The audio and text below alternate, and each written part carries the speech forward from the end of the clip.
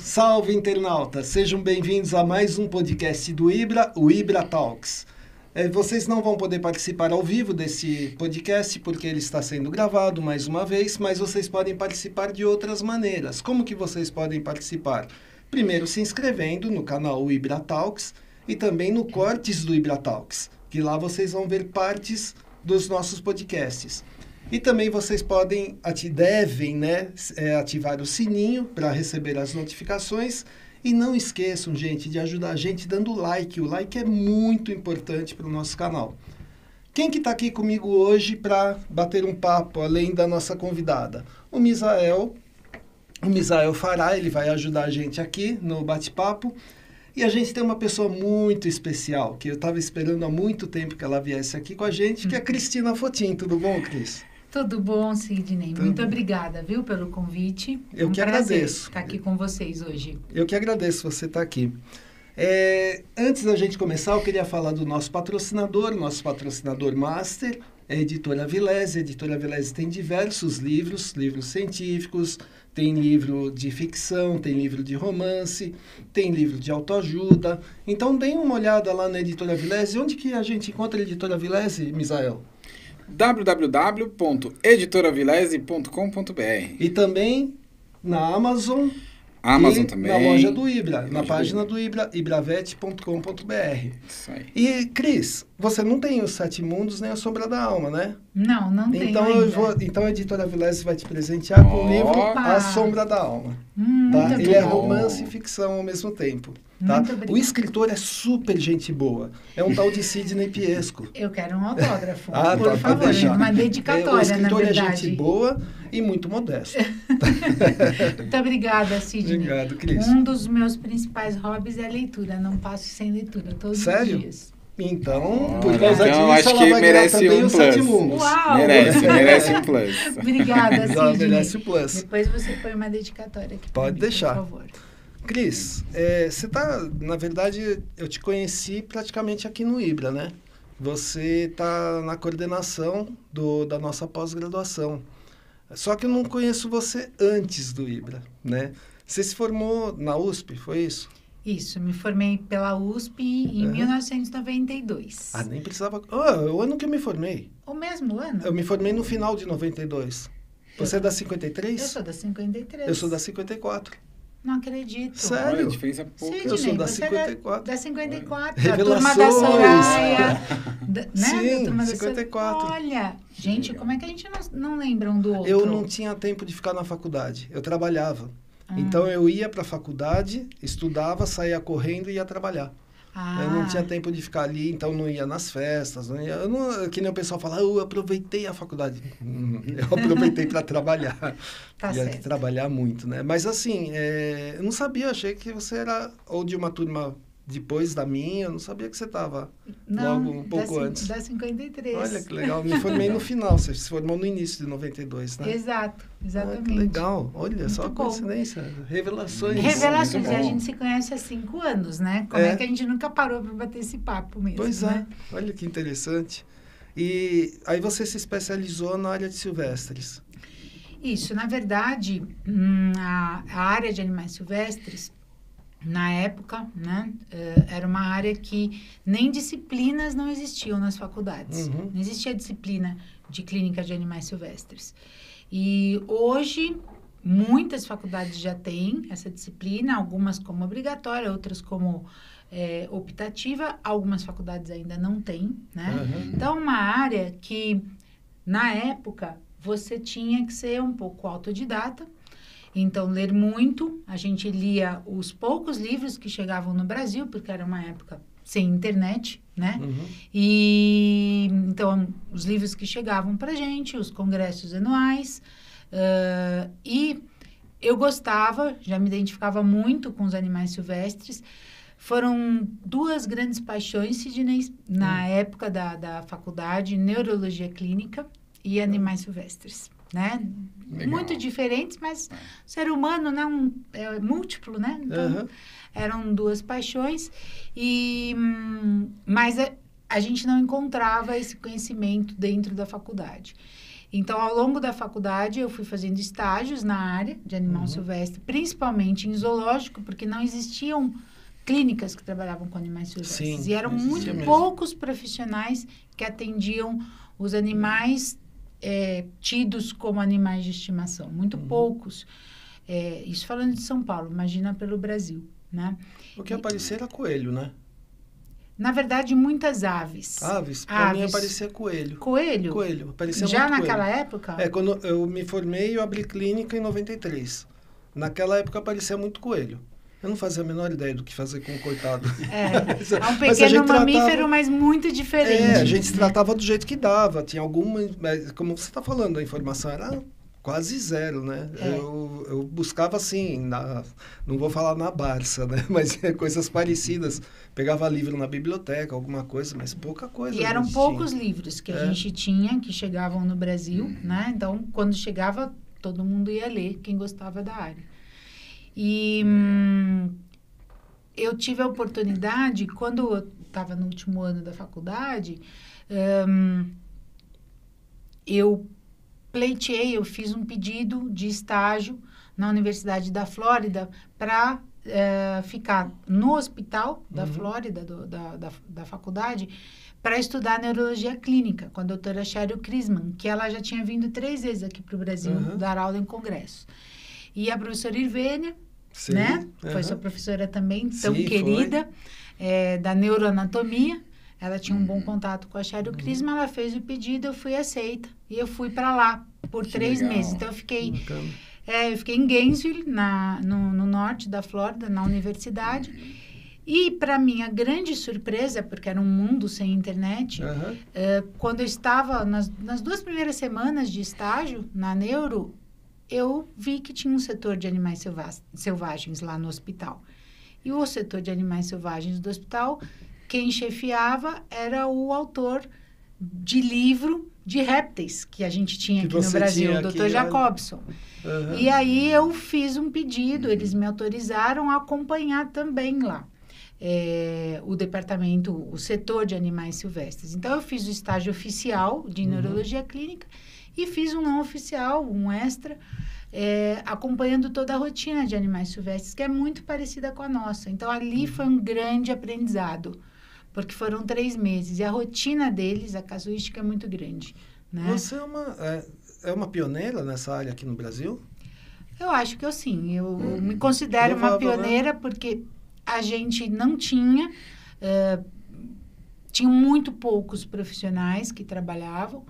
E por essa oportunidade de fora, e foi muito bom. Depois, em alguns momentos, em congressos, vieram professores de fora. A gente foi aperfeiçoando. E eu iniciei o atendimento aqui de animais silvestres, né? E aí, com o passar do tempo, eu fui fazer o mestrado na USP, no departamento de patologia, mestrado em ciências, fiz nessa área de animais silvestres. Qual foi o tema? Eu fiz um levantamento prospectivo dos animais silvestres domiciliados, que estão na casa das pessoas, como animais de estimação. Então, eu fiz um levantamento de quem eles são, quantos, né? Quais manejos eram submetidos, então, qual era a dieta que é oferecida, as principais espécies, as principais doenças, e aí uma correlação de doenças com manejo. Que você fez num mestrado só? Foi. Eles falaram que eu podia ter feito aí um doutorado, que a minha tese ficou... Você podia ter feito um pós-doc. Imagina, é conteúdo pra caramba. Porque hoje você chega e vai lá na internet e você vê quantos animais tem. Agora, essa pesquisa aí é uma pesquisa a campo, não foi? Foi. Foi bem interessante, porque esse tema eu queria desenvolver. Porque como eu já trabalhava há alguns anos na área, eu via, a gente conseguia correlacionar, por exemplo, nutrição com a ocorrência de algumas doenças, alguns erros de manejo, que são os cuidados dos animais silvestres com algumas doenças, mas a gente não tinha isso quantificado. Inclusive, porque nesse levantamento você consegue identificar e fazer correções, né? Então, é importante para o clínico entender aonde ele precisa, por exemplo, orientar as pessoas que têm esses animais em casa para que esses animais tenham cuidados melhores e tenham bem-estar. Sim. E, então, era um levantamento que eu queria fazer. Quem me orientou foi a professora Eliana Matsushima, que foi uma ótima orientadora. E ela aceitou o tema, que foi muito bom. Fiquei muito feliz dela ter aceitado. E com toda a orientação dela, ela aperfeiçoou muito a minha ideia básica. Então, a gente acabou fazendo um levantamento bem grande, Sidney. Foi grande mesmo. Não, eu imagino, muita coisa. Na verdade, você pegou, assim, animais silvestres, tudo. Isso, né? tudo que era atendido tudo. em clínica, exatamente. A gente dividiu em 3 classes. Nossa. Répteis, aves e mamíferos. E fizemos uma casuística de clínicas que atuavam aqui em São Paulo, né? Então, foi prospectivo, então, a gente conseguiu se organizar para levantar essas informações organizadamente, né? Que no retrospectivo tem, às vezes, algumas falhas, né? E, então, fizemos na minha clínica e mais 2 clínicas de colegas em regiões diferentes de São Paulo, né? Para que a gente também tivesse casuísticas talvez um pouco diferentes de acordo com a zona da cidade, né? Zona Oeste, Zona Leste, Zona Sul. E tem diferenças, assim, por exemplo, você encontra determinados animais na Zona Leste, determinados animais na Zona Norte, você acha que tem alguma diferença? A gente não viu muita diferença nesse sentido. A gente enxergou, na época, um pouco mais de atendimento de algumas aves que são do grupo dos passeriformes, são os passarinhos, ocorrendo mais na Zona Leste, porque na época existia uma grande concentração de criadores de algumas espécies de passarinho na Zona Leste. Então, o veterinário de lá atendeu um número maior. Nos demais, a gente viu que a prevalência era parecida. Nossa, era semelhante. É interessante. Eu lembro, quando eu me formei, que eu fui no zoológico até encontrar um amigo meu que era responsável pelo setor de répteis, mas ele era biólogo, nessa época não era veterinário que cuidava dos répteis. Ele era biólogo. Eu falo amigo meu, mas assim, eu não lembro direito o nome dele. Ele era um conhecido meu que estudou comigo e ele era aquarista, e eu era aquarista. Eu cheguei a ter 150 aquários. Nossa. Né? Porque você tem aí da cria você não sabe o que fazer com os peixes, coloca em outro aquário, da cria você não sabe o que fazer. Chegou uma hora que eu consegui até vender, né? Para as lojas. Mas eu jamais tinha gente que eu conhecia que dava fim no peixe, né? Eu jamais. Nasceu, cresceu, vai ficar comigo, né? E aí era aquário. E ele também era. E aí quando eu vi pela televisão que ele estava lá, eu fui visitar. Mas era biólogo, não era... Na verdade, nos locais, mantenedores de animais silvestres, hoje existe a exigência da presença de um biólogo e de um veterinário. Então, os setores de zoológico, às vezes são chefiados por veterinários, eles são chefiados por biólogo, mas sempre que existem os 2 profissionais, né? O diagnóstico e o tratamento é feito pelo veterinário. Exatamente. E o que o biólogo faria? O biólogo, ele entende muito das condições de vida, né? Do animal, das necessidades, dos manejos, do comportamento, dos manejos básicos, nutricional, ambiental, extremamente importante, né? Porque se você tiver equilíbrio, né? Ambiente, nutrição e condição sanitária adequada, você tem saúde. Isso né? É para qualquer ser vivo, né? Para qualquer ser vivo. Qualquer um. Né? Incluindo a gente, né? Incluindo... Então, o veterinário se responsabiliza pela parte toda clínica, mesmo também de condições sanitárias, né? Então, uma medicina preventiva, uma medicina curativa. E o biólogo na parte dos manejos. Por isso que é uma soma, né? E qualquer instituição, como zoológicos, aquários, criadores, conservacionistas, criadouros comerciais, é importante e necessário a presença do biólogo e do médico veterinário. É interessante isso daí. É um trabalho em conjunto, né? Conjunto. Um trabalho em conjunto. Um aprende com o outro. Né? Isso eu acho bem legal mesmo. E você tem uma clínica, né? Sim. Essa clínica está onde? Tá na região do Butantã, aqui em São Paulo. Aqui em São Paulo. Eu atendo naquela região lá. Atende? Qualquer dia eu vou conhecer a tua Por tua favor, clínica. Sidney, Eu não vamos conheço, lá tomar um café juntos. Coisa feia, né? Eu estou sempre lá. Eu atendo de segunda-feira lá. De segunda-feira eu vou para aquela região, eu só atendo 2 regiões hoje, né? Que é a Zona Norte e o Butantã, porque tem uma colega lá que ela me indica muitos, ela é muito gente boa, ela indica muitos clientes lá, né? E aí eu falei, já pegar 2 regiões e atender essas 2 regiões. Que aí ótimo, eu vou lá conhecer, tá vendo? Vamos aproveitar e conhecer. Porque não nessa segunda, já vamos combinar. Na outra segunda eu vou ter tempo. Perfeito, Sidney, combinado. Aí você me passa o teu endereço, tudo. No final você vai passar pra gente a clínica, tudo, né? Aí eu fico sabendo. E essa área, vamos falar de uma coisa que veterinário sempre pergunta, né? É uma área rentável? É uma área rentável, sim. Porque, na verdade, as pessoas sempre tiveram animais não convencionais de estimação, que a gente chama assim. Inclusive, esse termo nós usamos no título da minha tese de mestrado. A Matu que sugeriu, porque a gente ficou lá pensando que termo que nós vamos utilizar que seja abrangente, né? Que pegue o animal silvestre, o doméstico, que não é o cão e gato. Então, o termo que hoje a gente utiliza, assim, em várias coisas, mas acho que pouca gente sabe que a origem do termo está ali. Porque a minha tese foi em 2005, né? Então, a gente utilizou esse termo... Ao não convencionais foi você que utilizou primeiro? Nós que utilizamos primeiro. Olha, parabéns. Até ia depois fazer uma postagem no Instagram. A gente não viu em nenhum outro lugar, quebramos a cabeça. Então, e essas coisas a gente precisa falar. Estou supondo que tenha sido eu e a Matu, porque na verdade foi uma sugestão dela.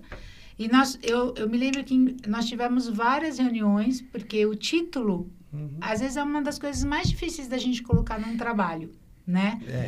E ali, como englobavam animais silvestres, que tem as categorias, a classificação, né, de acordo com o IBAMA, doméstico, a gente tinha que escolher um termo que unificasse. E ela falou, Cris, olha, eles não são convencionais, né? Porque o convencional é o cão e gato. Eu falei, é verdade. Se a gente usasse animal não convencional de estimação, perfeito. É perfeito mesmo, e é muito utilizado. E hoje é muito utilizado. Muito utilizado, olha só. Fica aí, um momento histórico da medicina veterinária de silvestres. A gente está na presença. A gente encosta o dedo. Se alguém usou o termo antes, pode se manifestar, mas eu acho que a gente não encontrou na época. Não, mas isso é importante falar, porque assim, a gente vê, não vou falar colegas nossos, mas em qualquer profissão, pessoas tomando para si coisas que outros fizeram, né? Então, por exemplo, se você não fala, você não registra isso, daqui a pouco aparece alguém que fala, o termo é meu, né? E a pessoa fez, sei lá, em 2010, 2015, alguma coisa assim. Então, acho esse tipo de coisa é importante ficar registrado. Que nem a gente fez, o primeiro podcast foi com o Cláudio Pedro. E eu e ele, a gente contou a história da fisioterapia veterinária no Brasil. Ele foi o primeiro que começou, 2 anos depois eu vim. Vocês são ele e a Solange me caiu e depois eu vim, né? E a gente, praticamente, a associação que a gente criou, toda aquela história, se a gente não registra isso, ela fica perdida e alguém toma essa história para... Que nem animais não convencionais. Alguém toma para ele. Então, isso é legal. A gente está registrando aqui, né, no nosso podcast, que fique para a eternidade isso, né? E aí você trabalha somente com silvestres hoje, com não convencionais? A gente usa o termo silvestres como um termo abrangente. Na verdade, quando se fala silvestres como um termo comum, ele acaba englobando, né? Mas também pode ser o não convencional. Mas dentro da nossa legislação existe uma classificação, né? Que isso é um pouco mais específico. Mas como uma maneira geral pode usar o termo silvestre também, além do não convencional. Não, eu atendo cão, gato e animal silvestre. As clínicas se somam. E a clínica de cão e gato, quer queira, quer não, muitas coisas se desenvolvem ali, primeiro, né? Então, principalmente na área de diagnóstico. Diagnóstico de imagem, diagnóstico laboratorial. E você, sabendo dessas novidades ou se apropriando dessas informações, você pode utilizar na clínica de animal silvestre. E clínica é clínica. Você depende muito do raciocínio clínico, do entendimento dos sintomas do animal, do histórico, que é a anamnese do animal, do exame físico, elas se somam. Então, eu gosto de clinicar, sempre gostei, eu estou há 30 anos clinicando. Você falou que abriu a clínica em 93, eu também. Eu falei, nossa, eu e o Sidney somos assim, já fizemos muita coisa. Muita coisa junto, né? Similaridade. E eu amo clinicar, nunca deixaria de clinicar nas outras espécies. E realmente, Sidney, só soma. E as outras áreas, na área de silvestre, Sidney, para você ver, assim, no começo, não tinha quem fizesse um hemograma. Fora os zoológicos, sim, que você tinha pessoas que estavam habilitadas, treinadas para interpretar, ler um hemograma de outras espécies, que não cão e gato, de grandes animais, de todas as outras espécies. Fora os zoológicos, que eu também aprendi muito nos zoológicos, com os profissionais de lá, Marcelo Guimarães, que não está mais com a gente aqui, Fontinelli, Fedulo, Estela Mares, do Ambulatório de Aves, foram todos profissionais que me inspiraram muito e com quem eu aprendi muito, né, dentro dos zoológicos.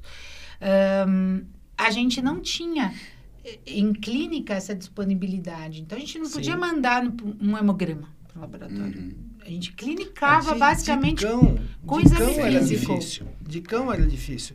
A gente tinha que... Eu estava na Zona Norte, e eu tinha que coletar o sangue, mandar para o CCZ, que é o Centro de Controle de Zoonoses, e uma semana depois eu tinha que voltar no CCZ para pegar o hemograma. Até aí o cachorro já tinha ido, né? Uma semana tempo, depois, uma semana. Né? E tinha o Provete. O Provete, sim, logo que eu me formei, pioneiro. O Provete é pioneiro. E eu até fiz estágio lá com o Edgar, gente boa pra caramba. Eu fiz estágio com ele e assim... Eu lembro que o primeiro caso que eu atendi, porque eu me formei e eu não abri clínica logo de cara. Eu fui trabalhar na clínica, numa outra clínica, e eu abri clínica acho que uns 3 meses depois, que eu percebi assim que eu não podia trabalhar para os outros. Eu tenho essa dificuldade de trabalhar para os outros. E hoje eu tenho um monte de patrão que são os clientes, né? E o primeiro caso que apareceu para aquele cara que não sabia nada, porque tinha acabado de se formar, foi um papagaio. Nossa, pois é. Bem particular também, né? Aí específico. O papagaio apareceu lá, eu falei, bom, como eu não sei nada, eu vou pedir um hemograma, assim eu tenho tempo de estudar. E fiz o pedido do hemograma. Imagina, eles 93. devem ter achado um bicho de 7 cabeças. Não, ligaram para assim? mim, doutor, não tem hemograma para papagaio. Quem vai coletar em primeiro lugar? Quem vai ler o exame em segundo lugar? Pior, eu mandei para o laboratório, ainda falei, lá eles coletam. Achando, né, que estava tudo muito fácil. Certo, estava tudo muito fácil. Bom, depois eu fui falar com outro colega, né, tirando sarro. Nossa, o meu problema, primeiro que eu atendi, olha o azar, foi um papagaio. Ele falou, você teve sorte. Eu falei, por quê? Ele falou, eu atendi um leão. O meu primeiro caso foi um leão. Eu falei, tá, você ganhou, não vou nem discutir. E não tinha, se não tinha para cachorro e para gato direito, imagina para quando que começou a ter hemograma para papagaio? Olha, aves? Mais ou menos há uns 15 anos, mais ou menos. Então, porque bem recente, né? A partir da hora que, acho que talvez até um pouco menos, o Provete já fazia, pioneiro, né? Eu também contava com a ajuda deles, então, por exemplo, precisava de um raio-x. A parte de imagem era um pouco mais fácil, principalmente raio-x, que a gente utiliza muito na nossa área até hoje. Então, lá eles se prontificavam. Então, o que eles falavam, Cris, você vem e faz a contenção, porque a gente não sabe, né, conter um papagaio de forma segura para ele e para nós, conter uma arara. Então, você faz a contenção. Então, eu tinha que ir até lá, fazer a contenção, radiografava, então a gente tinha as informações. A partir da hora que a gente começou com a pós-graduação e começaram a ter mais profissionais na área, esses profissionais começam a solicitar. E aí, os laboratórios, né, começaram a perceber a demanda. Bom, a gente não está atendendo esses veterinários, esses colegas que precisam. Sim. Então, eles começaram também a se preparar, a gente deu cursos de treinamento. E hoje, dentro da nossa área de silvestres, nós temos já pessoas já em ramos especializados. Então, por exemplo, na área de clínica de animais silvestres, eu acho que a minha pós é pioneira. Eu estou na pós há 16 anos, né? Então, já formo profissionais há 16 anos. Desses profissionais, alguns foram para a área de anestésio, né, que é necessária. Outros foram para a área que deve ser bem complicado, anestésio. Muito específico, porque as espécies são muito diferentes, com biologia, anatomia e fisiologia muito diferentes, né? Um réptil completamente diferente do uma ave, que é completamente diferente de um pequeno mamífero, por exemplo, um herbívoro. Então, é muito, muito específico. Vias de acesso, tudo, né? Respostas aos fármacos. Tanto que é uma área que não tem rotina, né, Sidney? A gente fala que a gente não cansa porque a gente está sempre, sempre aprendendo e tendo que estudar. Então, é uma área boa para quem quer estudar. E aí eu volto lá na sua primeira pergunta. É uma área rentável? Porque a gente tem hoje segmentos dentro dela. Nós temos necessidade de pessoas que trabalhem na área de imagem, né? Raio-X tem bastante, mas parte de ultrassonografia, Atomo está já começando a se desenvolver. Na patologia clínica, né? Na parte toda de exames laboratoriais, na parte de anestésio, acupuntura, fisioterapia, reabilitação, né? Então, existe uma demanda muito grande e o profissional pode trabalhar tanto na área clínica, atendendo animais de estimação, quanto nas áreas de instituição, né? Então, parques zoológicos, criadores conservacionistas, criadores comerciais.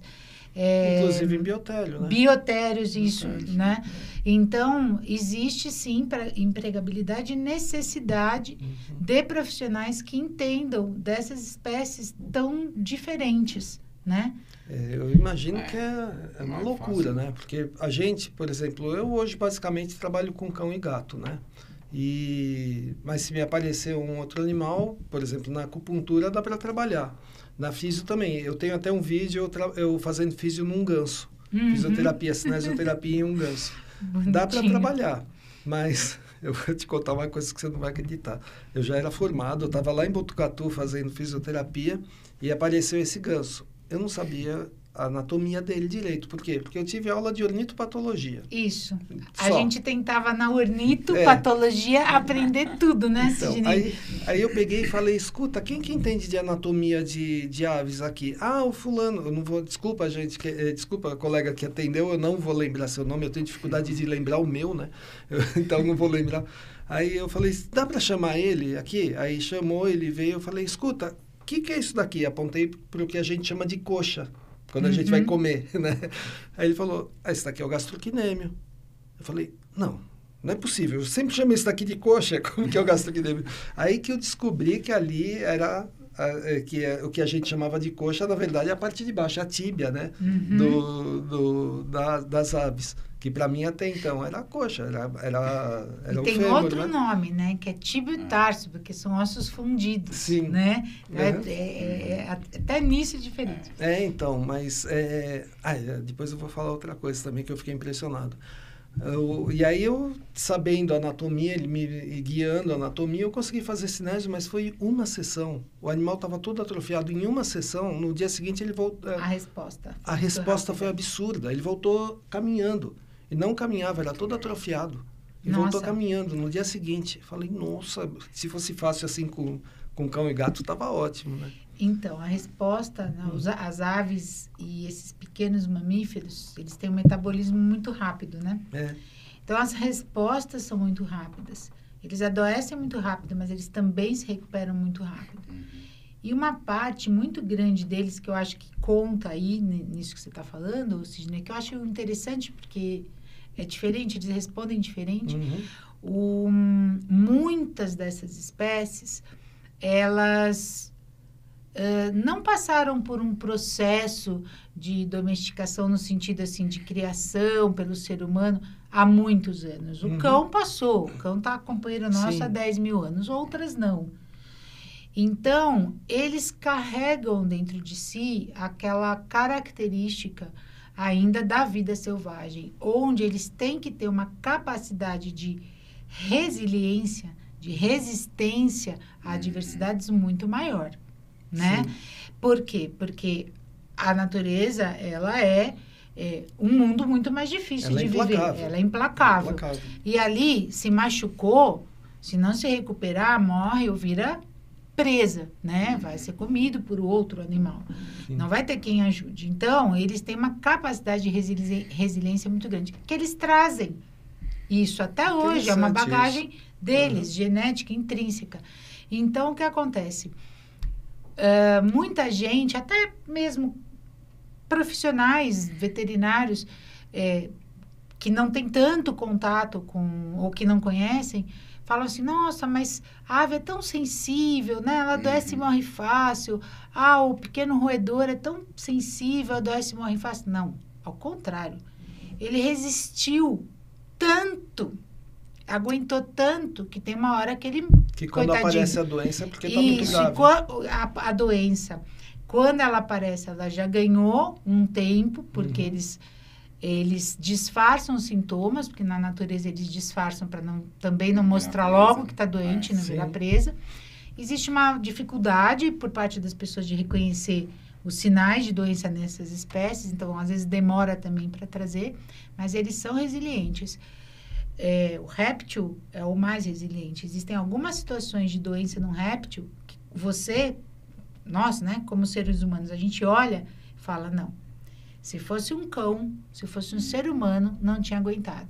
E o animal chegou até aqui. E muitos conseguem se recuperar, né? Então, eu falo, eles não são sensíveis, eles são resilientes. É que muitas vezes eles chegam pra gente num momento já muito, muito, muito avançado, mas eles suportaram muito mais que qualquer outro. Olha, uma asa fraturada, o animal está comendo. Você com um braço fraturado sem matá-la, estaria morto de dor, não estaria comendo. Não estou na caixa. Não é? O pessoal vai na caixa. Então, quanto mais, assim, civilizado, domesticado, né? Até como nós, seres humanos, somos, menos capacidade de resistência a gente tem, né? Então, a gente tem muito a aprender. Esse é um grande aprendizado. Um animal cai de uma altura, o dobro da altura dele, normalmente não acontece nada. A gente cai da nossa altura e se quebra. Às vezes morre. Porque bateu a cabeça. Exato. É mais ou menos isso. A gente é muito frágil. O ser humano, eu falo que o ser humano é extremamente frágil. Né? Você cai sentado, quebra a coluna. É mais ou menos assim. Né? Verdade.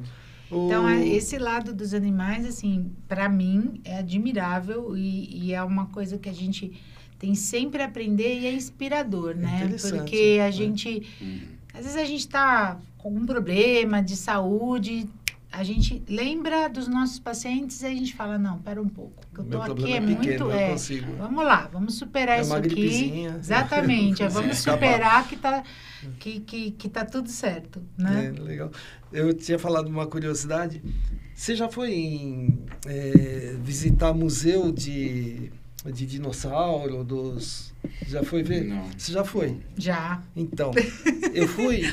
quando meu filho era pequeno, eu fui... Teve uma exposição aqui, acho que era no Ibirapuera. E tinha os esqueletos, todos os esqueletos. E eu fui com ele, porque ele queria ver dinossauro, não sei o quê. Eu falei, deixa eu ir lá com ele, né? Eu não estava interessado. Quando eu olhei, eles têm tíbia, fíbula, escápula... Todos os ossos que a gente tem, com outros formatos, mas todos os ossos, os dinossauros, que eram répteis, né? É isso? E o que eles eram? Na verdade, Sidney, uma coisa super interessante. Os arcossauros, que é uma infraordem lá dos dinossauros, os arcossauros, eles têm descendentes hoje, na classificação, onde saíram 2 ramos. Um são as aves e o outro são os crocodilos. Então, as aves modernas E os crocodilos, eles podem ser chamados de dinossauros, tanto eles que eles vêm dessa infraordem Archosaura, né?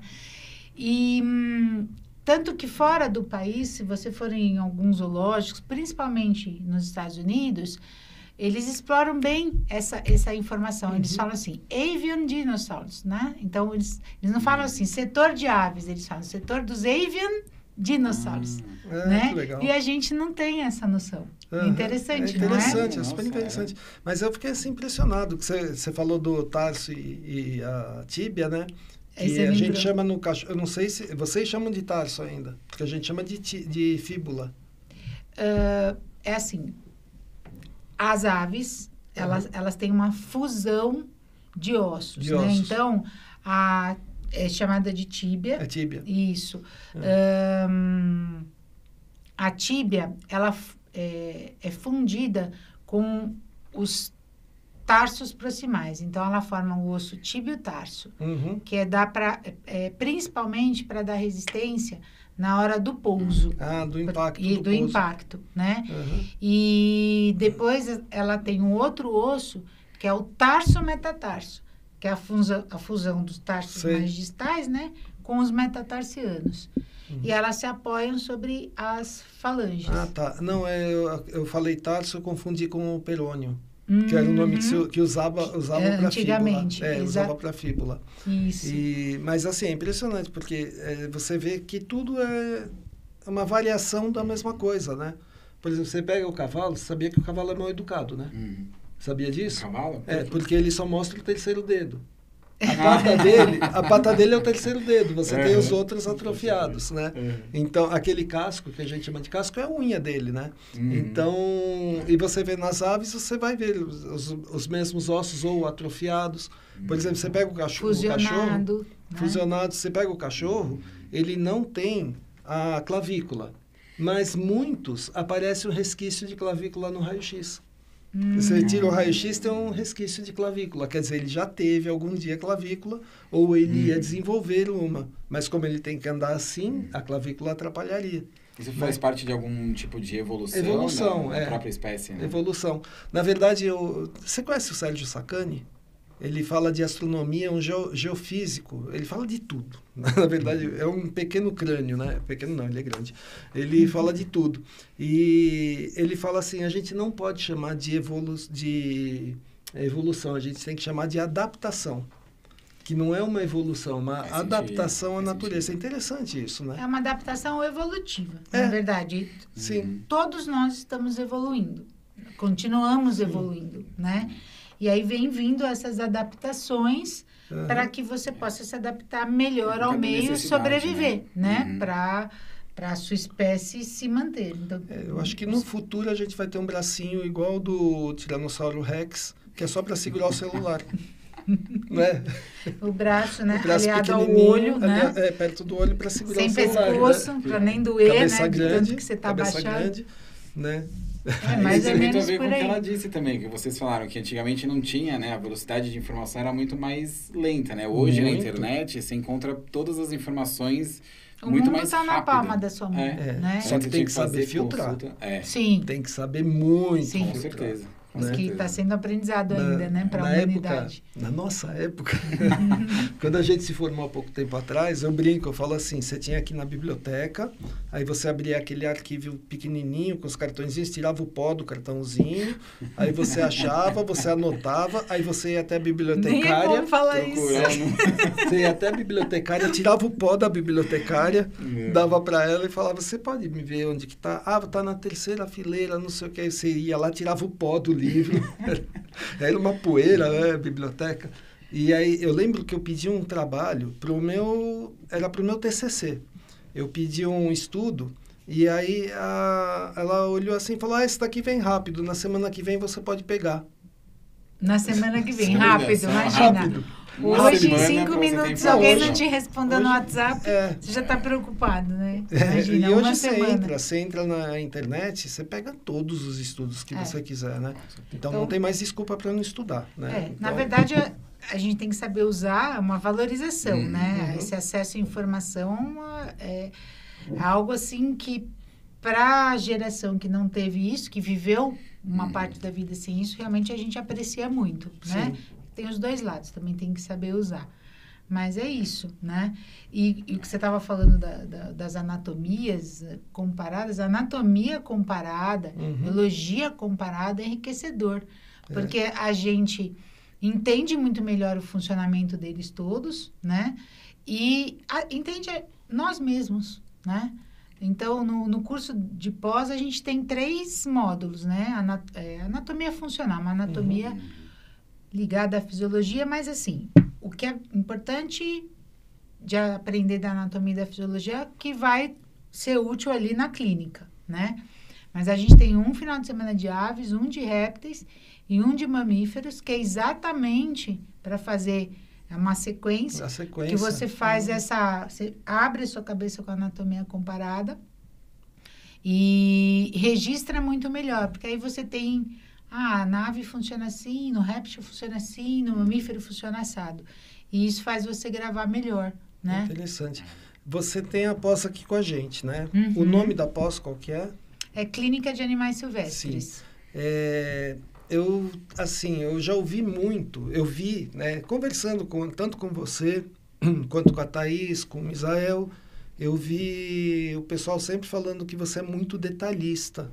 E não vou falar exigente, porque exigente parece que é uma coisa que está degradando, né? Mas, assim, você quer a coisa muito bem feita para o aluno ter um ensino muito bom. E eu recebi o feedback de colegas muito exigentes mesmo, falando que adoraram a pós, né? Você até sabe de um que eu estou falando, que é meu amigão, e que é extremamente exigente, muito estudioso, e até hoje ele posta foto no Facebook da pós e elogiando, né? Então isso eu acho muito legal, né? Porque às vezes o pessoal fala, mas a tal pessoa exige muito da gente quando a gente está estudando, né? Mas eu fico imaginando assim, quem está reclamando, o que está querendo? Está querendo sair daqui sem saber? Aí a gente não vai deixar, né? A pós-graduação é uma escolha, né? Então, a pessoa é mais um funil e é uma escolha que a pessoa fez. E então, acho que quem ingressa num programa de pós-graduação é uma pessoa interessada no conhecimento, né? E sim, eu sou exigente, sou perfeccionista, procuro ser, sou exigente, mas exigente do bem, né?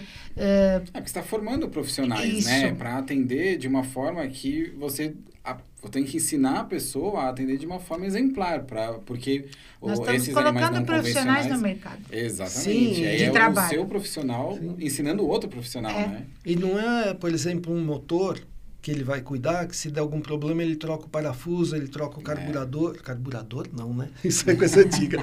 Ele troca a injeção eletrônica. É uma coisa que se der alguma coisa errada, o animal morre. É uma vida que se foi. Você pode até pegar outro animal, mas não é aquele. Eu vou te contar uma coisa também, que uma vez eu estava na clínica, lembra que eu falei que aparecia coelho, né?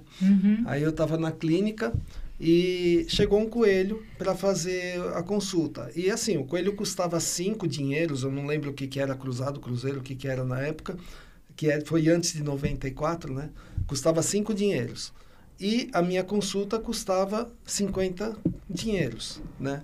E aí eu peguei e fiz lá a consulta, tudo, passei medicamento, o que eu sabia passar, né? Aquelas coisas mais básicas. Quando saiu, a menina que trabalhava comigo falou, doutor, essa pessoa pagou 50 e ainda pagou os medicamentos, né? Pagou tudo isso pelo coelho? Eu falei, pagou. Mas o coelho custa 5. Eu falei, mas não é o Joca, né? Não é aquele coelho, né? Então, não, na verdade, é a estima. É a estima, tem um apego, né? Tem um apego. Sentimental. Algumas pessoas não entendem isso, né? Mas é aquela coisa, aquela estima que você tem que não tem preço. Não tem preço e, assim, lógico que o veterinário não vai explorar isso. Ele vai cobrar o que é justo e a pessoa vai pagar o que é justo para salvar o animal dela, que tem um nome, que cresceu junto. Eu tive um coelho que durou 10 anos. Ele viveu comigo, também chamava Joca. Ele era José Carlos. É um ente da família, na verdade. Ele é José Carlos. Os animais de estimação são entes da família. Eu acho, Sidney, que a mentalidade mudou muito, né? Então, hoje existe uma consciência muito maior das pessoas em relação à adoção. E aí eu tô falando de todos, né? De cão e gato. Isso se desenvolveu muito. Então, se você adota um animal, você não está pagando por ele, então você não fez investimento financeiro. Sim. E o valor daquele animal, ele é igualzinho, né? O valor emocional, né? Sentimental, ele é igualzinho. Se a pessoa tivesse adquirido um animal de raça, alguma coisa assim. Então, acho que hoje as pessoas mudaram muito, né? Sim, são as evoluções boas da humanidade, né? Tem casais, pessoas que até preferem ter um pet do que um filho, ou tratam realmente os pets como um filho. Né? Eles estão presentes, né? Nos lares das pessoas. A gente vive numa cidade grande, às vezes com moradias menores do que em outras cidades, né? Pela condição da cidade. E os animais estão extremamente próximos. Então, eles fazem parte da família, eles têm um peso enorme na vida da pessoa. Às vezes, é a companhia que aquela pessoa tem, fazem a pessoa sair de casa, interagir com outras, né? Então, eu acho que essa coisa de colocar o valor, né? É uma coisa que mudou muito e, graças a Deus, hoje é uma coisa muito diferente. Né? Sabe o que eu tinha na clínica? Quem ia na minha clínica falava, o que é isso? Né? Que era um aquário vazio, com água. Era um aquário hospital. Eu tinha um aquário hospital. Legal. Por quê? Porque eu manjava muito de peixe. Eu tive 150 aquários, né? Então, eu manjava muito de peixe. Então, eu falava para o pessoal, era muito Kingio que aparecia. O meu Kingio, tal, o pessoal colocava assim, o Kingio era preto, colocava o nome de Pelé. E se era vermelho, colocava de vermelhinho. Era tudo sempre os mesmos nomes, né?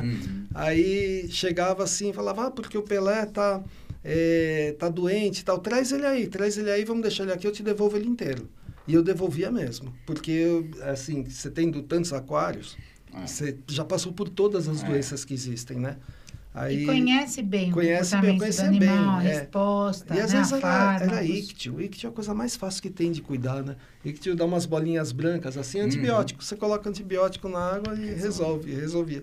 Só não podia colocar, que o pessoal usava azul de metileno. Se coloca azul de metileno, cura, mas fica estéril e dá um monte de problema. O peixe não reproduz mais. Dá um monte de problema. Você sabe que tem, né? Medicina de peixes dentro do curso da pós, né? Tem? Nós Olha que legal. Segmento Medicina de Peixes. Mas eu teria que assistir de novo, porque isso daí faz 30 anos. Né? Sidney, está mais do que convidado. É uma delícia essa parte. A gente tem um dia inteiro de Medicina de Peixes, onde dá uma boa noção, né? Assim, tanto do manejo do aquário, de água, quanto das doenças e dos tratamentos. Porque, na verdade, é um segmento que o veterinário pode e deve abraçar. Na verdade, a criação de peixes ornamentais é a criação mais numerosa dentre os animais de estimação. Ela é a mais numerosa. E é que gera maior transações comerciais, né, financeiras. O mercado é enorme. E quem atua nesse mercado é basicamente o biólogo, né? Porque eles começaram. E conhecem muito, mas a parte de doenças, o médico veterinário pode atuar tanto para um animal de estimação. Então, na clínica, esporadicamente a gente atende, né? Atende os betas, que hoje são muito comuns, o Kingio, né? Mas a gente, como veterinário, também pode atuar na piscicultura, né? Na criação de peixes para... Ele se enquadraria como um animal silvestre ou não? Ele seria um segmento de... São animais de criação. De criação. De criação, né? Então, a gente precisa entender.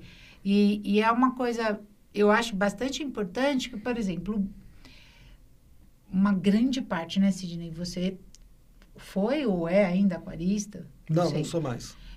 Você sabe, né? O peixe, mais do que qualquer outro animal, depende do meio, né? Sim. E aí, se qualquer erro ali na água, na condição da água, o animal morre. Então, a gente precisa entender bastante, inclusive para dar bem-estar, né? Sim. Então, hoje, por exemplo, parte de beta, que são ainda muito criados em aquários muito pequenos, faz parte do nosso trabalho a conscientização daquela pessoa para oferecer um bem-estar, um aquário maior. Além de criar em local plantas, pequeno, ainda fica colocando espelho na frente para mostrar para os outros como que ele briga. Já viu isso? E estresse o animal, porque ele está sempre em frente a um oponente. Então. E a nossa área de animal silvestre faz parte da nossa consulta isso também, a preocupação com o bem-estar. Então, depois que a gente resolve o problema que o animal foi apresentado, a doença, como muitas doenças estão relacionadas à nutrição e ambiente, a gente faz toda uma conscientização dessa pessoa em relação a bem-estar, tamanho de viveiro, distrações, né? O que colocar, brinquedos, entretenimento, né? Para aquele animal ter um entretenimento durante o dia, quando ele não está na companhia do ser humano, né? E a outra área também que a gente conscientiza muito é em relação a como adquirir, principalmente os animais da fauna silvestre nativa nossa e silvestre exótica, né? Então, é uma orientação que nós fazemos, é um trabalho de formiguinha, mas que ele é eficaz, de conscientização da pessoa adquirir no comércio legal, em lojas com nota fiscal, e evitar completamente o tráfico que só denigre, né? Causa dor, sofrimento animal e degradação ambiental. Então, também faz parte do nosso trabalho. Então, a parte de animais silvestres, a gente clinica, então a gente tem essa visão do mundo da clínica, mas a gente também tem uma visão grande da área ambiental, que a gente precisa ter para fazer essa atuação. Eu lembro que eu sempre falava, eu orientava os clientes quanto aos tipos de peixe, que tem peixe de água alcalina, neutra, água ácida, e quanto aos os tipos que se dão bem, né? Porque, por exemplo, você pega um tricogaster, ele vai matar todos os outros que estão lá dentro. Você colocar no aquário, ele é super bonito, né? Aí você coloca junto, ele é um peixe agressivo. Então, eu sempre, a primeira coisa que eu perguntava para o pessoal, quais são os peixes que você tem lá junto com esse? Aí falava. Segunda coisa, eles têm onde se esconder? Eles têm, você colocou coisas no seu aquário que eles podem se esconder, inclusive de você? Terceira coisa, quando vai criança na sua casa, fica batendo no vidro? O bem-estar, né? O ambiente. Bem-estar. Porque isso estressa e aí vem a doença. É que nem a gente estressou, a doença pega, né? Você está cheio de vírus, a gente está o tempo todo em contato com vírus, com bactéria, o tempo todo. Mas a gente está o tempo todo combatendo. Aí você estressou, esse combate diminui e ela aparece. E é a mesma coisa o peixe, né? Então eu falava, cuidados, tem que ser assim, assim, assim. Aí uma vez achei muito legal, cheguei na casa de um cliente, ele tinha um aquário do tamanho dessa TV e uma cadeirona na frente do aquário. Ele ficava assistindo o peixe. E eu era assim, eu ficava na frente do aquário, às vezes eu ficava 1 hora olhando, você fica olhando, a tua cabeça esvazia. É uma meditação, É uma meditação. Né? Uma meditação. E ele sentava, ele não tinha a cadeira na frente da TV, a cadeira era na frente do aquário. Ele falou, eu passo horas aqui olhando eles. É uma baita meditação, realmente. É muito legal. O silêncio e aquele colorido e aquela harmonia, né, os movimentos, realmente. É muito legal. Muito e bom. Continuando a falar em peixe, quando eu mudei para o meu apartamento antigo, eu coloquei um aquário. E, de repente, todos morreram. Falei, o que aconteceu aqui? Aí peguei, refiz todo o aquário, tudo certinho, coloquei outros peixes, morreram todos. Falei, pode ser olho gordo. Pode ser olho gordo, pode ser um espírito que está vindo aqui matar. Aí eu peguei e fiquei um tempão tentando descobrir o que acontecia. Os peixes ficavam doentes muito rápido. O que acontecia? Eu falava, caramba, eu tive 150, não consigo cuidar de um. Né? Aí eu peguei meio que desisti, deixei o aquário lá parado e estava conversando com um professor meu de acupuntura. Falei, está acontecendo isso no meu aquário? Tá? O que está acontecendo? Aí ele falou, você deixa a água descansar? Que você deixa a água de um dia para o outro para o cloro evaporar. Eu falei, claro que eu deixo a água descansar. Ele falou, e você tira a água da onde? Eu falei, da torneira. Tá. Não, mas até aí tudo bem, você deixou descansar, ela fica boa. Ele falou, de que torneira? Eu falei, do banheiro. Ele falou, como é que é o cano? é de cobre. Na hora me veio na cabeça cano de cobre. O cobre intoxica. Eu estava pegando água com cano de cobre, que era o cobre da água quente, né? Tava pegando água do cano de cobre e colocando no aquário, porque de tempos em tempos você troca, né? Você tira um terço, faz a limpeza, troca, e colocando essa água. Eu tava matando os peixes. Olha só. Porque eu morava em casa antes, e casa nunca teve cano de cobre, né? E lá tinha. Falei, olha como uma coisa simples. Investigação. Anamnese, a base de tudo. Onde a gente descobre 90% das informações que vão ajudar a gente a descobrir o ou seja, não problema. Era olho gordo.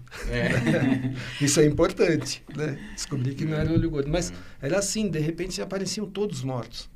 O que eu fiz de errado aqui? O que está acontecendo? E você sabe que alguns casos... Eu trato até com homeopatia, né? A homeopatia é ótima. Eu tenho especialização, né, na homeopatia. Logo com um ano mais ou menos de formada, eu comecei a perceber que a medicina tradicional tinha suas limitações, né? E que em vários casos eu não conseguia ajudar os animais, né? E eu já tinha tido a experiência de uma das minhas cachorras tendo sido tratada por uma médica veterinária homeopata, a Maria do Carmo Arenales, que hoje tem o laboratório Arenales. Ela tratou a minha cachorra, a Ursa, e a Ursa teve uma progressão da doença, na época era displasia coxofemoral, a gente não tinha muito recurso para tratar, e ela teve uma evolução super boa, né, com homeopatia. Olha, para displasia. Para displasia. Olha, interessante. Ela já estava com uma impotência do membro e ela viveu mais 5 anos. Ela acabou morrendo de velhice, não por conta da displasia e de não conseguir mais andar, né? Então, foi impressionante. Eu tive essa experiência com ela, daí eu com a minha cachorra. E na época, a própria Maria do Carmo estava dando primeira turma de pós-graduação em homeopatia aqui na Vila Mariana. E eu fiz parte dessa turma, fiz a pós e hoje eu uso bastante. Com cão, gato, com animal silvestre e com peixe. Olha, até com peixe eu uso no aquário. Legal. A gente pinga no aquário, né? A homeopatia não é dose dependente. Ah, tá. Eu ia perguntar se tem que fazer o cálculo do volume de água. Não, nada ela disso. é uma medicina diferente, né? Ela não é cálculo de dose por peso, né? Então, ela não é dose dependente. Basta você colocar na água, se o animal ingerir ou tiver contato em alguma mucosa, ele já está sendo medicado, igual a gente. E aí, no aquário, funciona muito bem. Que legal. Né? Então, é uma curiosidade. Você falou e eu estava pensando aqui na homeopatia. Você faz consulta de homeopatia? Por exemplo, se eu mandar um cliente lá, você consulta a homeopatia. É bom saber, é bom saber. Eu trato muito a parte comportamental com homeopatia, porque como ela é uma medicina que ela visa o todo, né? Então, a gente consegue entender tanto o comportamento e distúrbios comportamentais, né? Então, medo excessivo, medo de fogos, de trovão, agressão excessiva, ansiedade excessiva, né? Do cão, do gato, do papagaio. E trato o lado físico também. Então, a gente usa para as duas coisas, tanto para consultas comportamentais, quanto para ajuda no físico. Então, auxilia muito e a gente vê as respostas diferentes. Então, tem muitos casos crônicos. Então, outro uso bastante interessante da homeopatia é para casos crônicos. Então, pele crônica de cão, né? Bronquite asmática, asma felina. Dá para usar muito bem. Epilepsia, quando você associa a homeopatia ao tratamento original, você tem uma melhora do animal. Então, às vezes, você consegue reduzir doses de medicação que possa ser tóxica, medicação normal, assim. Sim. Dá para você reduzir doses. Eles têm os cardiopatas evoluem muito bem. A gente quase não tem que aumentar a dose de vasodilatador ou de, por exemplo, diurético, quando a gente associa a homeopatia. A gente, ao longo do tempo, consegue observar isso. Abre uma boa porta de tratamentos. É muito parecido com a acupuntura. Com a acupuntura, exatamente. Eu vi, porque eu vou numa homeopata, né? Uma médica homeopata.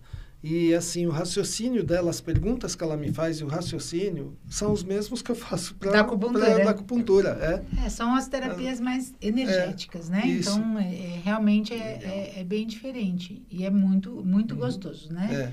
Você com a acupuntura, eu com a homeopatia, a gente... É muito legal. É muito. Eu vejo umas coisas assim na minha área, né, de acupuntura, que eu me assusto.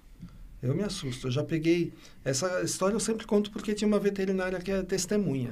Porque senão não contava. Que eu achava que eu estava mentindo. Eu tinha um Rottweiler. Inclusive, eu encontrei a dona dela faz pouco tempo aí. Eu tinha um Rottweiler... ela tinha um Rottweiler que eu retirei as 2 cabeças do fêmur dele quando ele tinha menos de 1 ano. Por necrose asséptica. E ele estava com 12 anos e estava tetraplégico. Eu cheguei na casa dele e ele estava tetraplégico. Puxa. E a veterinária foi junto comigo porque ela dominava aquele cachorro e eu falei, eu não vou entrar sozinho na casa do cachorro que eu tirei a cabeça do fêmur, né? Eu não sou doido, que a dona não estava. Né? Ela falou, você vai lá? Eu falei, não, você vai junto comigo. Ele te conhece, ele é teu amigo. Ela foi. Aí eu peguei e coloquei as agulhas, ele é tetraplégico, tá? Coloquei as agulhas, fiquei batendo papo, 20 minutos depois retirei as agulhas, ele começou a se mexer, levantou e saiu andando. Eu olhei aquilo, assim, lógico que não Até para você... Eu me assustei. Foi surpreendente. Eu me assustei. Assim, lógico que não é rotina isso daí. O tratamento é longo, tudo. Mas aquela reação, eu me assustei, aí eu olhei para a veterinária Ana Paula, né? Falei, Ana, não se acostuma com isso não, que isso daí não é normal. Né? Mas, Sidney, é surpreendente. É surpreendente. A acupuntura é surpreendente. Tem, na clínica, tem colegas que fazem, né? Sim. E tem alguns casos que você fala, nossa, entrou de uma maneira, saiu de outra da consulta. Como pode ter sido tão rápido? Realmente é um recurso maravilhoso, é surpreendente. Em mim mesmo, às vezes eu tô com muita dor de cabeça, eu tenho de vez em quando por causa da coluna, né? Agora eu tenho muito menos, até um podcast antes desse a gente entrevistou uma fisioterapeuta que é a minha fisioterapeuta, né? E agora é raríssimo ter a dor de cabeça por causa da cervical. E eu tinha quase todo dia. Aí um dia eu tava com muita dor de cabeça, eu peguei e coloquei agulhas. Aí eu falei, mas e se eu colocar... E continuou. Aí eu falei, e se eu colocar essa daqui para o Yang descer? Coloquei, passou uns 5 minutos, acabou a dor de cabeça. Nossa. Aí você fala, até que eu vou começar a acreditar nisso. Mais ou menos assim, né? Porque você se surpreende mesmo, né? Mas são casos assim, lógico que o tratamento, aquilo lá foi como se eu tomasse um analgésico. Sim. O tratamento vem depois, o tratamento é longo, tudo, né? Então tem que fazer. A homeopatia é a mesma coisa. A homeopatia é tratamento longo, né? Na verdade, ela trata o agudo e o crônico, né? Então, no agudo, na doença aguda, você tem uma resposta rápida. Sim. É que todo mundo aprende, né? Ou ouve que o tratamento com homeopatia é um tratamento que demora para ter efeito. Na verdade, a doença crônica que se instalou há mais tempo, ela vai demorar mais para se resolver. Sim. Mas a doença aguda, então, diarreias, vômitos, convulsões, quadros neurológicos, quando o animal fica internado, é rápido, é muito interessante. Você vai administrando, né? Às vezes de 15 em 15 minutos, de 1 em 1 hora, a resposta do animal é muito rápida. Então, ela tem os dois lados. A resposta dela depende muito de como a doença está se manifestando naquele organismo. Na verdade, como aquele organismo adoeceu, né? Porque é do paciente para fora, né? Não é a doença que a gente visa, é o doente. Então, qual a forma que ele adoeceu. Na acupuntura a gente fala que é um desequilíbrio do corpo que está gerando sintomas que a gente chama de doença. Né? Exato. É bem exatamente. Isso, né? Aí você trata o desequilíbrio, a tendência é desaparecer o sintoma, né? A gente vai lá no cerne da questão, né? Quando a gente vê um sintoma no entendimento homeopático, o desequilíbrio já aconteceu muito antes. Nível celular, energético. Então, até que ele foi caminhando e se apresentou na forma de sintoma.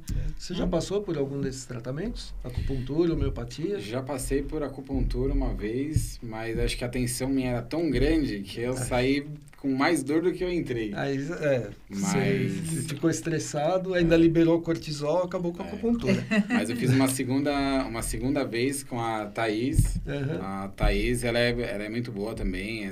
Ela, o Sidney, são pessoas que eu confio. E aí ela foi exatamente a mesma coisa. O alívio, eu tenho muita dor na cervical também. Uhum. E aí ela fez as punturas lá, aqui no Vibra, inclusive.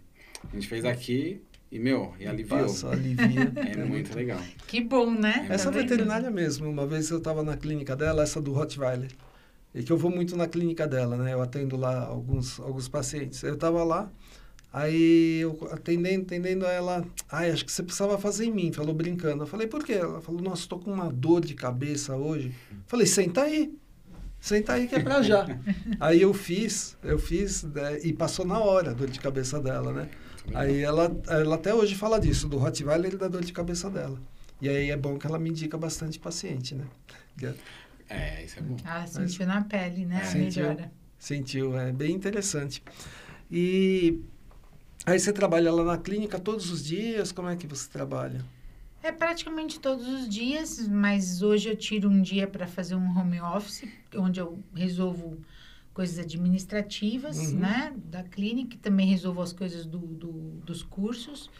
E já há muitos anos não trabalho mais aos sábados, porque como eu dou o curso da pós, que é de final de semana, fica mais sobrecarregado.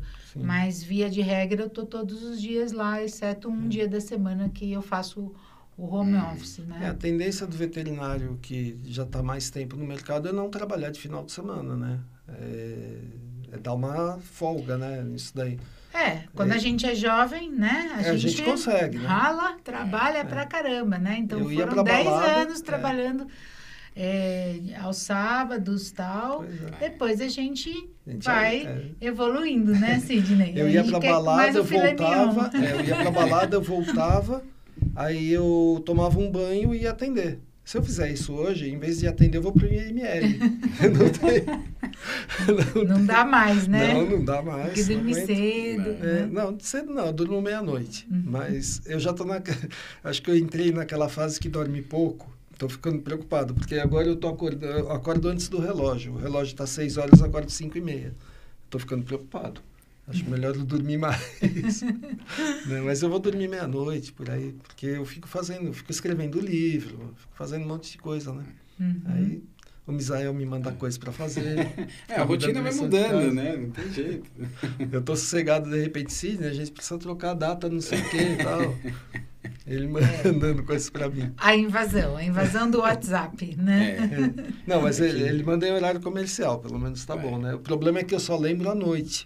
Aí você vai olhar. Aí eu vou olhar. É um aprendizado nosso de se policiar, né? A gente tem que... Todo mundo, na verdade. Acho que para quem não tinha, não nasceu nessa geração, é mais fácil da gente dividir nossos horários e respeitar o lazer. Acho importante a gente falar disso, né? Ainda mais na área veterinária, onde a gente trabalha muito. E a área da saúde é uma área que a gente está permanentemente ligado com o nosso trabalho, porque às vezes você atendeu ali um animal, um caso mais raro, mais difícil, quando você vai estudar? Na sua casa, né? Sim. Então, quando você vai ler, você vai pesquisar, na hora que você para e tem tranquilidade para isso.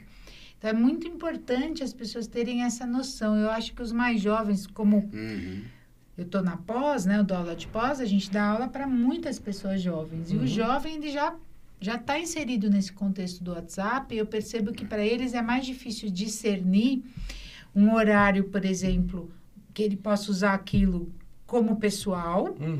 Então agora eu estou na minha casa, eu estou à noite, eu vou falar com os meus amigos, mas às vezes o trabalho vem, ou você lembra de coisas que estão ali, só que a sua cabeça começa a trabalhar, começa a ir para o modo trabalho. Sim. E é um estresse isso, né? É um estresse grande. Porque está invadindo um momento que você estaria relaxado. E, de repente, você entra no modo trabalho, que não é um modo relaxado, é um modo é profissional. É que você fica Então, conectado, né? O é tempo todo, muito porque você tá lá. importante. Hoje, celular, você faz tudo. Então, você tá precisando Saber, fazer uma pesquisa, você vai, Então, o celular tá ali. Saber Exato. dividir os horários. É. Bom, eu tô aqui em casa, então eu vou olhar os WhatsApps dos pessoais. Uhum. Eu vou ter que... Ou saber gerenciar, né? Sim. Gerenciar isso de modo que você consiga se desligar. E isso é uma coisa que a humanidade tem... vai ter que se adaptar, vai ter isso que e entender, aprender. vai ter que aprender. aprender. Eu Até acho que por legal isso falar isso que hoje daí, as Cris, pessoas estão porque mais estressadas, né? a gente Uhum, pode com até certeza. dar um recado para os nossos alunos, para todos os alunos, para todos os, como você chamou de jovens, né? É que a gente é jovem há mais tempo. A gente né? é jovem de cabeça. Eles então, são jovens assim, de cabeça e de corpo, né? Sim, a gente tem que, até para eles entenderem, porque eu sei que é difícil para eles entenderem. Eu aprendi, porque antigamente só tinha telefone fixo. Então, eu aprendi que se o telefone tocasse depois das 9 da noite, alguém tinha morrido. Depois das 10, então, era mais de um que tinha morrido. Né? Então, Era realmente uma emergência. era emergência. E eu noto, assim, às vezes aluno, por exemplo, eu estou sendo orientador de uma monografia, aluno me manda mensagem 1 da manhã, me manda mensagem meia-noite. E eu já reclamei com eles, né, falando, olha, gente, não manda mensagem essa hora, né, porque manda mensagem no horário comercial. Ah, mas você pode ver a mensagem a hora que você quiser, eu só mandei para não esquecer. Só que o telefone toca. E você acha que é uma emergência, você vai ver. Ou seja, outro dia eu acordei, era 1 da manhã, eu acordei por causa do telefone. Mas põe no modo silencioso. Então, mas eu esqueço. Não, e tem outro problema. Por exemplo, a minha mãe não está bem de saúde. Então, eu tenho que deixar o telefone assim, né? Sim. Então... Daí ele fica dando o apitinho. Ele apitou, eu fui ver o vibra. que era. Aí, uma vez que você levantou da cama para ver o que é, você já descarregou a adrenalina, você vai dormir 1 hora, 2 horas depois. Porque aí Então, a acho gente já assim, começou. tem que entender que existe horário. Mesmo o WhatsApp, mesmo outras coisas, existe horário para mandar para a gente, mesmo entre eles. Eu estou falando isso para eles entenderem o que é o jovem mais tempo, né? A gente se estressa, a gente se assusta, né? E mesmo entre eles, para um não incomodar o outro. A não ser que seja um negócio pessoal de amigo, vamos para balada, não sei o que. Aí tudo bem, é outra coisa. Mas, um momento de descontração, né? mas de trabalho, eu acho que Mas eles eu tinham vejo que aprender a usar o horário comercial. Isso daí é importante. Eu Lógico acho que eu não vai estou ser um falando de aprendizado todos. mesmo, porque eles foram expostos a isso. Sim. Isso foi muito rápido, né? A vinda do WhatsApp Sim. como se difundiu, e a gente vai aprendendo a lidar. E eu acho que vai ser um aprendizado mesmo, porque eu acho que o mais importante é ter a consciência. Isso. Isso aqui agora parece estar me incomodando, né? Eu não gostaria, né? A consciência daquela pessoa, daquele indivíduo, eu não gostaria de repente, ter um recado aqui que vai me preocupar do meu trabalho, fora do horário do meu trabalho. Às vezes eu não posso nem resolver, né? Então, quando ele toma consciência, daí ele pode tomar atitudes para que aquilo deixe de incomodá-lo, ou que ele não receba, ou que ele silencie, ou que ele se policie para responder num outro horário. Mas hoje é muito misturado o profissional com o pessoal no sentido ali da internet. E eu acho que isso colabora muito para um detrimento da saúde mental. Sim. Né? Porque o lazer, desligar das responsabilidades, ainda mais a nossa área da saúde, eu falo nossa área como saúde, então, todos os profissionais da área da saúde, eles são profissionais sobrecarregados, porque realmente, você chega em casa, você realmente está pensando ali em casos difíceis, em clientes seus que estão sofrendo porque aquele animal está sofrendo. Ou estudando, ou estudando. Então, a gente tem sempre ali uma preocupação. E se isso ainda vier na forma de uma requisição tua no WhatsApp, é pior. Então, é muito importante saber lidar com isso gerenciar, né? Lazer é lazer, ó, no domingo nem vou olhar. Para cada um vai ter uma fórmula. Acho que não tem uma fórmula específica. Acho que o importante é ter a consciência e achar o que vai ser bom para você. Porque a gente... que o Sidney fala, né? Achar um hobby, né? Isso. Que ele fala, o hobby que é escrever. Ter um hobby. Porque às vezes você fica tão naquela correria no dia a dia, ainda mais nessa carreira voltada para a saúde, né? A chance de burnout é absurda. Né? E aí você tem que achar um hobby. Na internet você mesmo. fica horas e parece que passou 5 minutos. Você vai ver e fala, meu Deus, já tô aqui. Super complicado. Né? Então, realmente, um hobby, uma atividade tem que ser fora... Derive. Totalmente fora da tua área. Totalmente fora. Por exemplo, o meu é escrever. Eu adoro escrever, né? Mas não só isso. Por exemplo, eu falei do Sérgio Sacani, né? Que fala de astronomia. Eu sigo muito ele porque eu adoro astronomia. Então, eu vou vendo outras coisas, carro, né? Assisto corrida, Fórmula 1 não, que está muito chato, mas assisto corrida da NASCAR. Então, assim, eu acho que a gente tem que esvaziar a cabeça. E não, por exemplo, eu estou assistindo uma corrida da NASCAR, são 4 horas de corrida. Se o meu celular apitar, eu não vou ver o que é. Então, você priorizou, né? Você priorizou. E, por exemplo, a Lina, que a gente fez o podcast, ela anda de bike, de bicicleta. E também agora está com hobby com equinos, com cavalos. Né? Andar a cavalo, tudo isso. E ela é fisioterapeuta e ela tem uma clínica e ela é uma baita de uma empresária. Então, o tempo todo ligada naquela clínica, tudo olhando detalhe por detalhe. E isso estressa demais. Se ela não tivesse esse escape, ela já estaria com aparência de 20 anos a mais, né? Pelo menos. Então, a gente precisa. E o veterinário, a gente sabe que tem uma carga muito grande e a remuneração não é compatível com a carga. Normalmente, né? Tem os veterinários, os especialistas, sim, tem uma remuneração compatível. Mas o que não é especialista, a remuneração dele não é compatível com a carga que ele está sofrendo. Acho que várias profissões, né? Que tem alto grau de responsabilidade, às vezes não são remuneradas à altura. Sim. Mas o importante, eu acho que é a pessoa ter a consciência, priorizar a si mesmo. Sim. Né? Em determinados momentos, para ter saúde física e mental mesmo. Legal. E você tem cursos, né? Sim, a gente, agora, além da pós-graduação, eu sempre ministrei, né?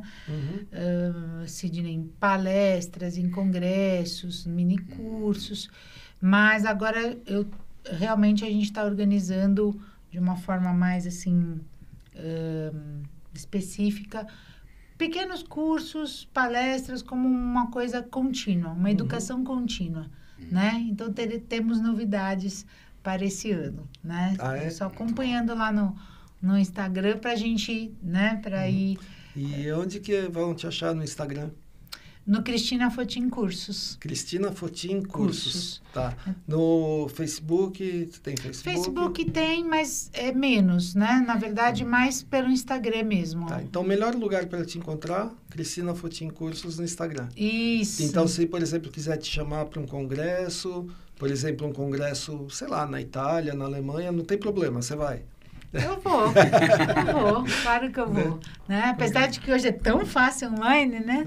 Depois da pandemia, mas tem a gente vai passear. Tem que ir pessoalmente, né? Lógico. Pessoalmente, aproveita e faz um... Aí te encontro no Cristina Fotin Cursos. Cristina Fotin Cursos. Você fala inglês, né? É isso? Falo Você pode dar uma palestra em inglês, se te chamarem. Sim, legal. Inglês é bem tranquilo.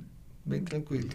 Legal. Espanhol ainda vou estudar mais. Apesar de ser mais parecido com o português, eu não tenho domínio. O espanhol, o problema é ser parecido com o português. Porque tem palavras que eles falam que tem outro significado. Né? Então, você tem que aprender essas palavras. Se aprender essas palavras, o resto você fala. Vai bem, né? Vai bem. Não, mas espanhol é fácil. Espanhol, eu aprendi, então se eu aprendi é fácil. Eu demorei 8 anos para aprender inglês e 4 meses para aprender espanhol. Então, espanhol é muito mais fácil que inglês. Você pode ter certeza. E estou há 2 anos tentando aprender francês. Eu já aprendi que Pierre é pedra, não é nome de cozinheiro. Olha! Interessante. Vocês não sabiam. Então, eu queria agradecer a tua presença aqui. Eu já queria trazer você faz tempo aqui. Então, o pessoal pode te encontrar no Cristina Fotin Cursos. E, gente, a gente vai estar com outros podcasts. Se vocês quiserem ver novamente na íntegra, mais uma vez no Ibra Talks, mas quiserem ver trechos importantes desse nosso bate-papo aqui, vocês têm o Cortes do Ibra Talks. Não se esqueçam de inscrever, de acionar o sininho. Eu sempre me enrolo nessa parte de acionar o sininho. É muita coisa, acionar o sininho, né? Não se esqueça de acionar o sininho. E, gente, dá um like pra gente, porque isso ajuda muito o nosso canal. Nosso canal vai crescer bastante, já está crescendo bastante, mas a gente quer crescer muito mais com a ajuda de vocês, para vocês poderem participar mais e terem mais conteúdos interessantes, como a gente teve hoje com a Cristina Fotin. Obrigadão, Cristina. Imagina, eu que agradeço, Sidney, Misael, a companhia. Foi muito gostoso, muito bom, prazeroso. Foi muito legal, né? Muito, muito gostoso. Descobrimos muitas coisas em comum que a gente não sabia, porque finalmente sentamos para conversar, né, porque Sidney? é sempre aquela correria, né? Sempre correndo. A gente se encontra sempre na correria, então foi muito bom. Muito obrigada, agradeço. Eu invado tua sala de aula para falar oi, já saio correndo, né? É mais ou menos assim. Obrigadão. Obrigado, Misael, também por estar aqui com a gente. Gente, até mais.